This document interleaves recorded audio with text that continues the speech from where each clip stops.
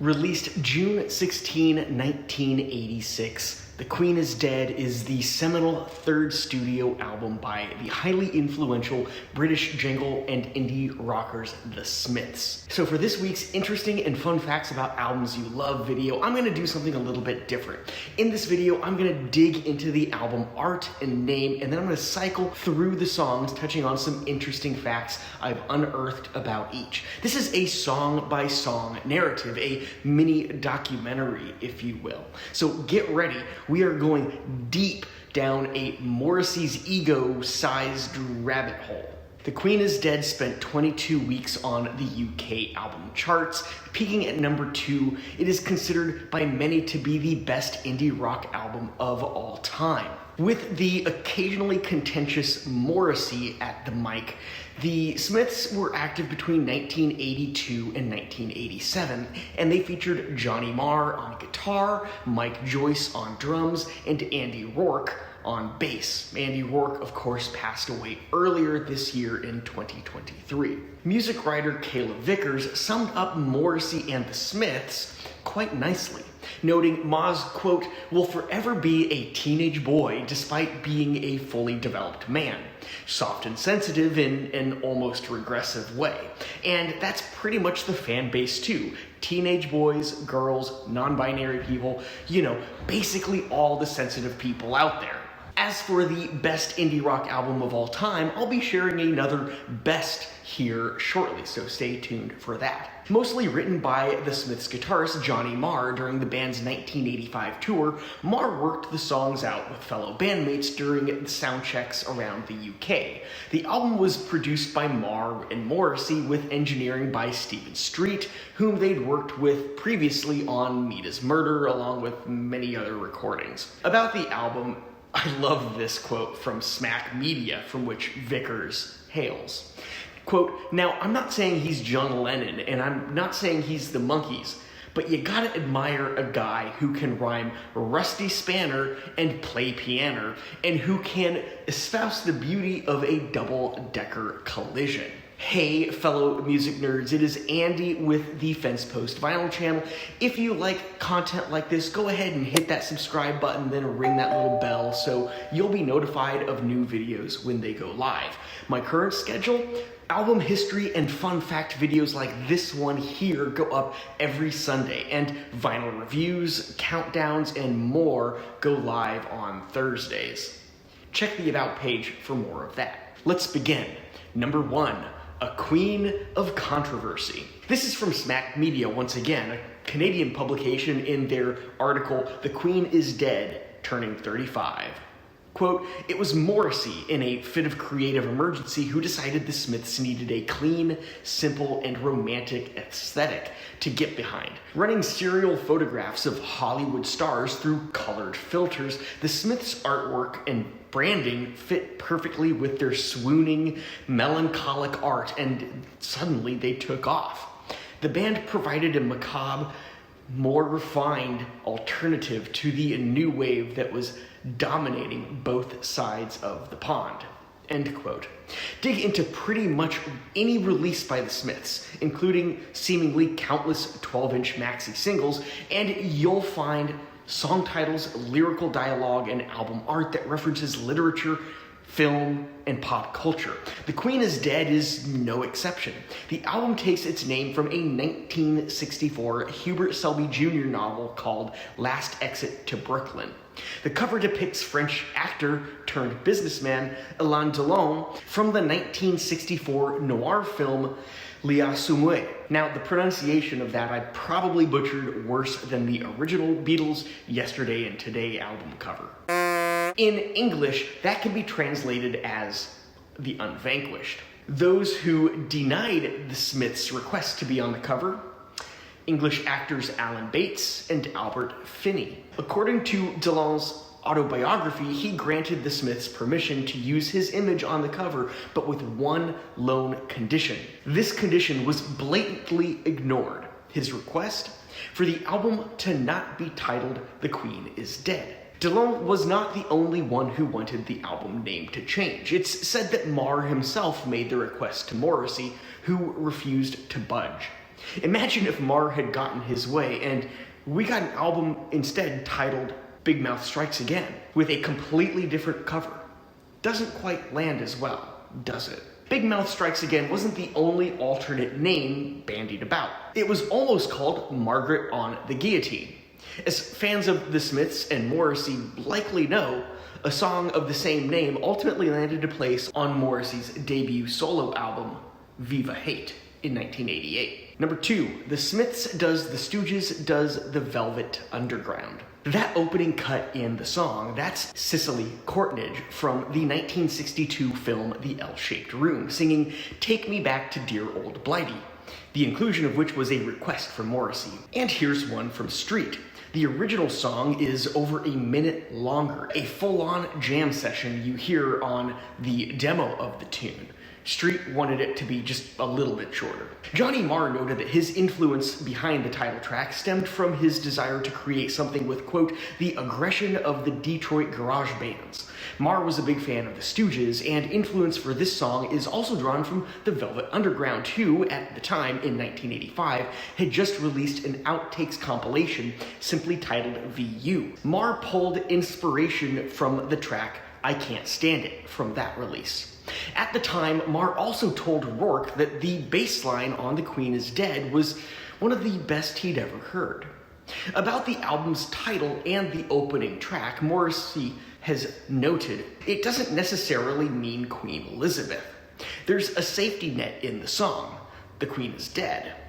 That old queen in the lyrics is me. Number 3, please, please, please let me get more money. Morrissey has never been one to shy away from the spotlight and controversy, a fact that has often seen him on the other side of popular opinion. So he, and thus the Smiths, have a tendency to push buttons when things don't quite sit right or go their way. Enter disputes, which predate The Queen is Dead with the Smiths' label Rough Trade. A somewhat snide remark and commentary on the dispute, frankly, Mr. Shankly is rumored to be about Rough Trade label head Jeff Travis, with whom the Smiths butted heads during their short tenure as a band. Taking that to heart then, Mr. Shankly comes out as a letter penned to Travis, and one both uncouth and a bit harsh. In it, Morrissey's lyrics called out bloody awful poetry, which, according to Travis, is a remark on a poem Travis penned for the Testy frontman. Back that with Morrissey's flat out calling him a flatulent pain in the ass. Not only is Morrissey uncompromising in his ability to craft a great song, he is the same when it comes to flinging insults. So, contrary to taking the music at face value, The Queen is Dead has been hailed by some, like famed music journalist and author Gavin Edwards, to consider it one of the funniest rock albums ever. About Morrissey, Edwards would state that he, quote, learned to express his self-loathing through mockery, with Marr matching his verbal excess with witty, supple music. Well played, Edwards. And about, frankly, Mr. Shankly, I just die laughing every time I hear the closing lyrics. They're almost an afterthought to the blanket insults Morrissey dishes out to Travis throughout the song. You know, still rumored, but I'll take it. I do not mean to be so rude. Still, I must speak frankly, Mr. Shankly. Oh, give us your money. About the song, Morrissey stated, quote, complaining is so unmanly, which is why I do it so well. However, he denies the song is about Travis. Additionally, Morrissey penned a letter to Linda McCartney, the late wife of Paul McCartney, requesting she play piano on the track, which she declined. 4. Never had no trumpet ever? About that comment from Gavin Edwards about The Queen is Dead from earlier. While the hilarity is obvious on, frankly, Mr. Shankly, it's kind of masked a bit on track 4, Never Had No One Ever. This self-loathing track almost takes a back seat insofar as humor is concerned, until you listen to the demo version, which you can find on the 2017 box set. The demo features an over-the-top flourish of trumpet and Morrissey's maniacal cackling.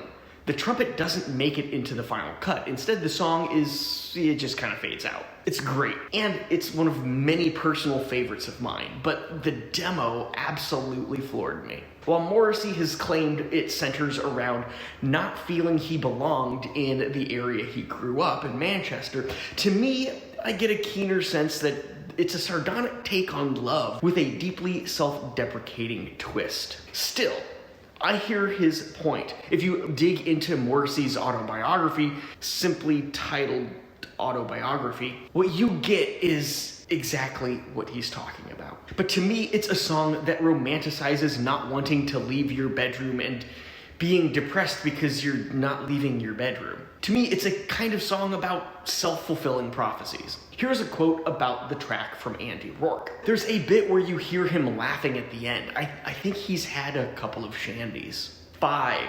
Misspelled. Cemetery Gates, an upbeat cut about going to a cemetery and looking at all the headstones and thinking about poets and questioning, what's the point of life? The prose in this song is brilliant, and yet again, we see the self-mockery Morrissey is so good at. I mean, the Smiths are all about these cultural references, from poets and authors to film and culture. He throws out the names of Keats and Yeats and Wilde, all poets of whom he's fond, and throws in some bits and quips about plagiarism, having directly quoted things before. It's kind of this lecture from a friend while walking through the cemetery about the bad side of plagiarism and kind of rubbing your face in it at the same time. Let's look at the lyrics. If you must write prose, poems, the words you use should be your own. Don't plagiarize or take on loan, because there's always someone somewhere with a big nose who knows and who trips you up and laughs when you fall. Kind of a big old FU to anyone who would criticize his use or reference of others' work. I love the quote from Wilson Minzer. If you steal from one, it's plagiarism. If you steal from many, it's research. One distinct feature of the song Cemetery Gates is that cemetery is misspelled. In Marr's autobiography, Set the Boy Free, he misspells misspelling throughout the book, despite being the co-author of the song. Many of the lyrics can actually be credited to the film The Man Who Came to Dinner. Oh, and about Wilde, his quote, "Talent borrows, genius steals," was etched into the runout of the 12-inch maxi single for Big Mouth Strikes Again. Speaking of, 6. Ann Coates, the backup singer. Pop singer Krista McCall originally did the backing vocals on Big Mouth Strikes Again, but they were cut with Marr calling them really weird. Instead, the backup vocals are credited to one Ann Coates. This is a fictitious person.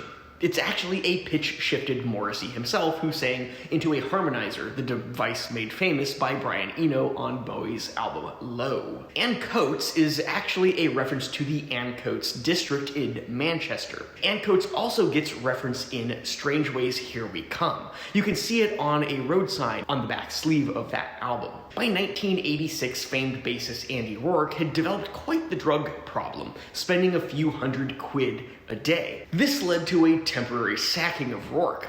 He was replaced by bassist Craig Gannon, who shifted to second guitar upon Rourke's return. You don't see this lineup all too often with the Smiths, and many don't even realize Gannon was a fifth member for a time. But they did debut Gannon on this song on second guitar at one point. Marr noted that it's a good example of our quirkiness when talking about Big Mouth Strikes Again. To me, I've always seen this song as a bit of a sly self-deprecation, a light mockery, something he's quite adept at. The title, Big Mouth Strikes Again, comes across as one part, I should think before I speak. Another part, the damn media keeps twisting my words. And T, or whomever the protagonist is in the song, if it's not Morrissey, compares himself to Joan of Arc. There's this holier-than-thou character, a martyr. So right off the bat, you can tell there's a big ego involved, and it's Morrissey. So maybe it is about him. But again, this is something Moz knows so well about himself. In the opening pages of his autobiography, which once again is simply titled autobiography, he writes the following: "Naturally, my birth almost kills my mother, for my head is too big." 7. Morrissey's favorite song by the Smiths. Engineer Stephen Street stated the following: "Morrissey yodeling on This is superb. It's beautiful, and it's all him. We did extra work back in London. The single version is different. The album's got strings, extra guitar. The single was the original mix. This is something I freaking love about the Smiths. To me, this is why that early line from the film adaptation of Nick Hornby's High Fidelity is so classic. Quote, I get by because of the people who make a special effort to shop here, mostly young men who spend all their time looking for deleted Smith singles and original, not re-released, underlined Frank Zappa albums. Why? Because the singles often feature non-album cuts of the songs from the albums. Alternate takes, demo versions, original versions, added elements you don't hear on the original release. These are things that music nerds like myself, and quite possibly you, absolutely love. Not only has Morrissey claimed that The Boy with the Thorn in His Side is his favorite song by the Smiths, it's also one of a handful of tracks about Maz's frustration with the music industry. About the tune, he stated, "The thorn is the music industry and all those people who never believed anything I said, tried to get rid of me and wouldn't play the records." So I think we've reached this stage where I feel, if they don't believe me now, will they ever believe me? What more can a poor boy do?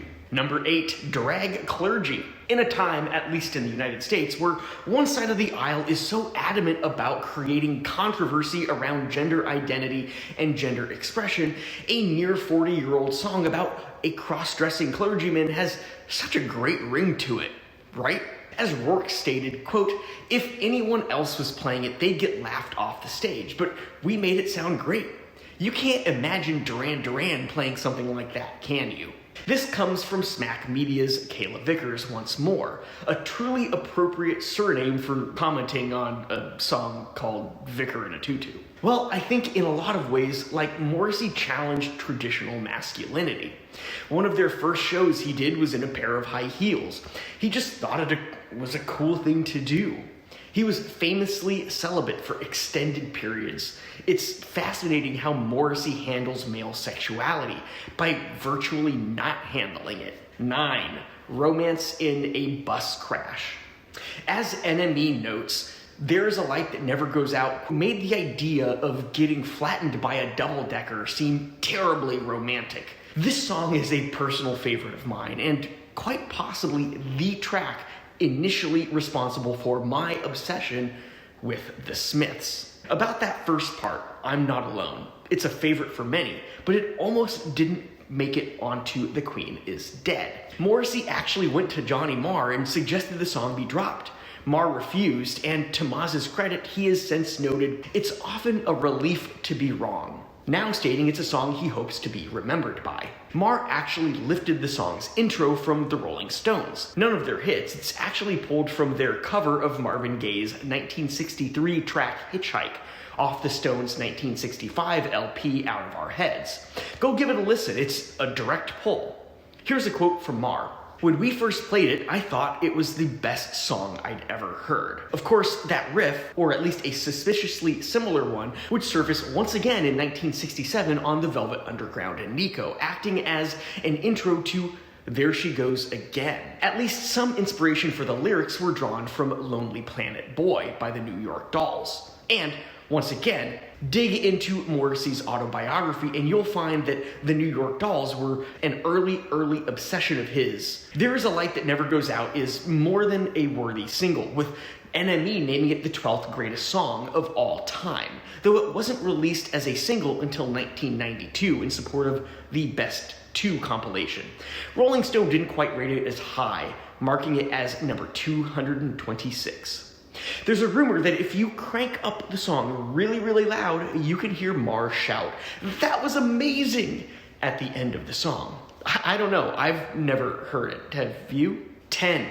Contour Absurdity. Famously starting with an extra dose of reverb, fading out for a few seconds of silence, and then coming back in with all that extra reverb gone. All of that a feat credited to engineer Stephen Street. The album concludes with Some Girls Are Bigger Than Others.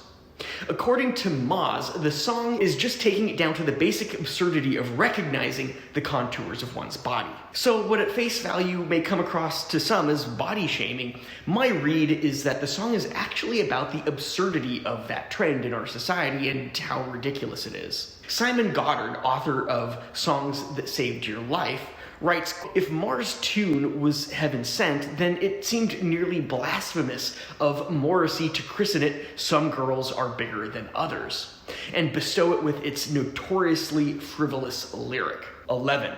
I Know It's Over. I skipped the third song, I Know It's Over, because honestly it fits better at the end of this video. Here, a quote from drummer Mike Joyce about the song. We tried a trumpet player on this, on the refrain at the end. I thought it was pretty cool, but I think Morrissey felt uncomfortable at the time having someone on the record who wasn't in the Smiths. I liked it, the trumpet sounded quite sad. I have a cassette. You never know, one day it might end up on a box set. The interesting thing here is I'm not quite sure if he meant it for this song or the one we talked about earlier with the trumpet, because dig into the 2017 box set and that's where I really hear that prominent trumpet. Mike Joyce added the following. The trumpet player started floating some ideas around. He did this Shirley Bassey kind of flourish at the end. It was hilarious. One of the funniest things ever. Moz was just pissing himself. He was bald, had haif on either side, just missing the tie that spins around. Lovely fella. I have no clue what he was talking about there. Well, about that box set, it was released in 2017. Maybe I'll do an unboxing of that box set. What do you think? Let me know down in the comments if that's something you'd like to see. Sadly, that trumpet part isn't something I recall hearing on I Know It's Over, on the final album cut or the original demo, but I think it's hysterical in Never Had No One Ever. Before you go, I got one more thing for you. Early on, I noted the Velvet Underground helped inspire the title track. Next, why not dig into this video right here where I share some interesting facts about their album White Light, White Heat, or see my picks for Andy Rourke's best bass lines in this video down here. I'm Andy, this is the FENSEPOST Vinyl channel, and I'll see you in the next video.